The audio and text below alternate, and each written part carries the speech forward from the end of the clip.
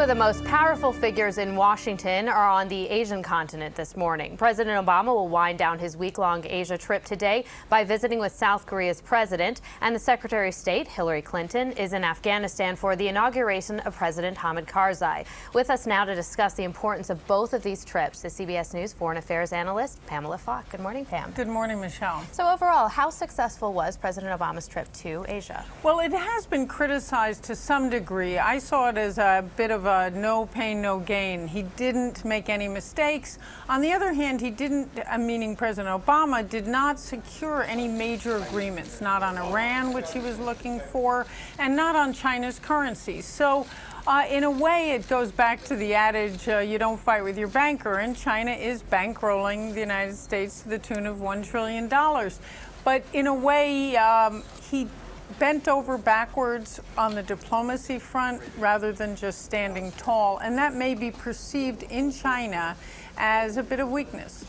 South Korea is a major U.S. ally, and he saved that trip for last, and he met with the leader of South Korea. Big issues were trade and North Korea. How did everything go there? Well, on the trade issue, there was nothing resolved. President Lee is a great friend of President Obama, and President Obama brought him to the Rose Garden in an unusual trip. There are 28,000 U.S. troops there. It is an alliance that is very strong, and as you say, President Lee said he saved the best for last.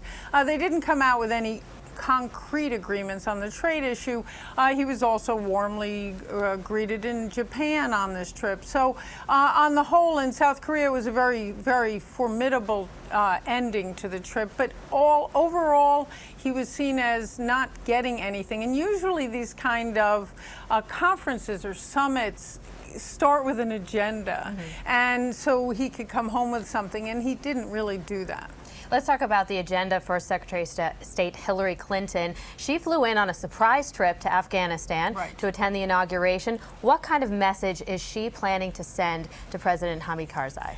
Well, she had called for, as the British had, for concrete steps to be mentioned in the inaugural speech. And that was President Karzai's second term, was a very disputed election this past summer, and to make sure that he talked about human rights, about some kind of concrete strategy in terms of the way Afghanistan sees the possible exit strategy of U.S. troops, and then finally, to end the culture of corruption. And some people have called this a bizarre country mentality. Not bizarre as in crazy, although it's a little bit hard to govern, but bizarre meaning a market, always something being given. And so first you had the corruption issue with Hamid Karzai's brother.